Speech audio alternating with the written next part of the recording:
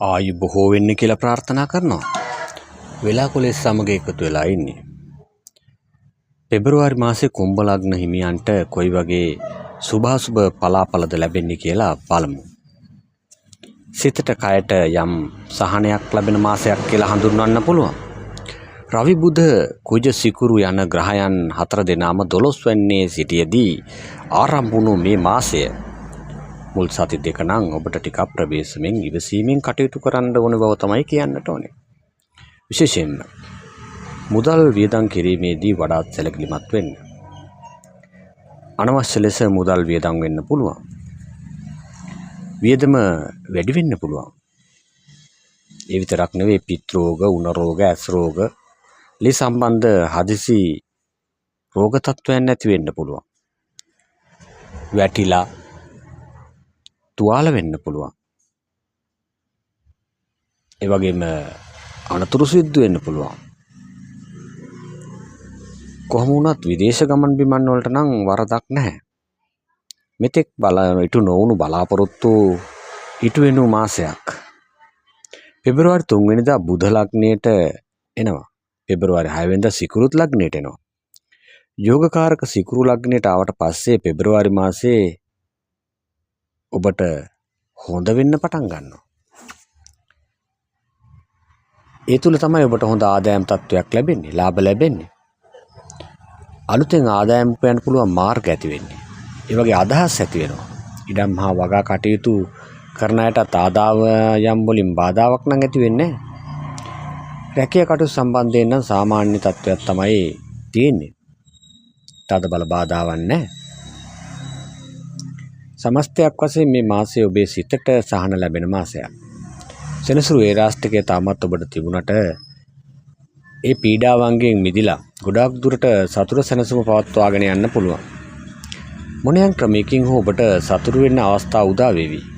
හොඳ ආහාර පාන, හොඳ ආසන, හොඳ පරිහරණයන්, හොඳ වාහන, වල ගමන් බිමන්, ආභරණ, සුවඳ විලවුන්, ඔබගේ ශරීරය අලංකාර කරගන්න ඔබ ආස කරන දේවල්, මේ සියලු දේවල් මේ මාසය තුල ඔබට ලැබේවි. තෑගි ලැබෙන මාසයක්. ඔබේ ආදරවන්තයන්ගෙන්, ආදරවන්තියන්ගෙන්, ස්වයංපුරුෂයාගෙන්, බිරිඳගෙන් වෙන්න පුළුවන්, ඕන කෙනෙක්ගෙන් තෑගි ලැබෙන්න පුළුවන්. පෞල් සම්බන්ධතා ආදරය බොහෝ දුරට වැඩි දියුණු වෙනවා. කම්සප හොඳට විඳින්න පුළුවන්. බොහෝ දෙනා ඔබේ ඇසුරු ප්‍රිය කරાવી මේ මාසේ. අවිවාහක අයටත් මංගල යෝජනා එනවා. විවාහක අයටත් හොඳ දරු සම්පත් ලැබෙනවා. සතුරු කරදර දුරු වෙලා සතුරන් මිතුරන් බවට පත් වෙන මාසයක්. සතියේ මුල් සති දෙක නම් ටිකක් රාගාධික දවස් ගණනාවක් කියන එක තමයි කියන්න තියෙන්නේ. ඒ නිසා ඒ ප්‍රවේශම් වෙන්න. බොහොම ප්‍රවේශම් කටයුතු කරන්න. විවාහ ජීවිතය තුළ මානසික පීඩා, පෞල් සමගියට බාධා සිදු වෙන දේ සමහරට ඇති වෙන්න පුළුවන් නිසා පරිස්සමෙන් කටයුතු කරන්න.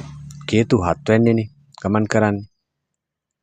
7 වෙනි අධිපති 12 වෙනිනේ ගෝචර වීම නිසා ඔබට උගුර, මුහුණ, ආශ්‍රිත ආබාධ, උදර රෝග, වගේ මැස් රෝග ආදී ඇති වෙන්නත් පුළුවන්. ගුරු 5 වෙනියේ ගමන් කරන ඔබේ අධ්‍යාපන කටයුතු වලට ඉතාමත්ම සුබයි. උසස් අධ්‍යාපන කටයුතු හොඳින් කරගෙන යන්න පුළුවන් වේවි. ජයග්‍රහණව වුණත් ලබා ගන්න පුළුවන්. ඇත්තෙන්ම ඔබේ සුබ දිනයන් බදාදා සිකුරාදා. ඔබට පාට කොළ පාට සහ නිල් පාට හොඳයි. ඔබේ ජය අංක 5 සහ 6. මෙන්න මේ කාරණා පෙබරවාරි මාසයේදී කුම්භ ලග්න හිමියන්ට සුබ අසුබ වශයෙන් ලැබේවි. ඒ වගේම ඔබට තියෙන යම් අපල උපද්‍රවයක් තිබෙනවා නම් ඒ අපල උපද්‍රව සඳහා ඔබ පංචශීලාදී ප්‍රතිපත්ති වල යෙදෙන්න. දාන මාන කටයුතු කරන්න, දුගී මගී අයට උදව් කරන්න Tamanට හැකි පමණින්. මේ විදිහට කරොත් ඔබේ යම් අපල උපද්‍රව දුරු කරගෙන ඒ ඔබේ ආධ්‍යාත්මික දියුණුවට, ඔබේ හිත ශක්තිමත් කර ගැනීම සඳහා, ඔබේ සිත හොඳින් පවත්වාගෙන යාම සඳහා එය උපකාරයක් වෙනවා. ඒ වගේම ඔබට තවදුරටත් යම් ගැටලු මේ සම්බන්ධයෙන් තියෙනවා නම් මොනියම් හෝ ජ්‍යොතිෂ සම්බන්ධයෙන් වෙලාකුලෙත් එක්ක දිගටම සම්බන්ධ වෙලා ඉන්න. ඔබේ ගැටලු වලට පිළිතුරු ලැබේවි. ඒ වගේම ඔබට ගැටලු තිබෙනවා නම් අපගෙන් විමසන්න. අපි ඒ සඳහා පිළිතුරු ලබා දීමට සූදානම්. ලංකාවේ හෝ විදේශගතව සිටින ඕනෑ කෙනෙකුට ඒ අවශ්‍ය උපදෙස් දීමට අපි සූදානම්. තෙරුවන් සරණයි.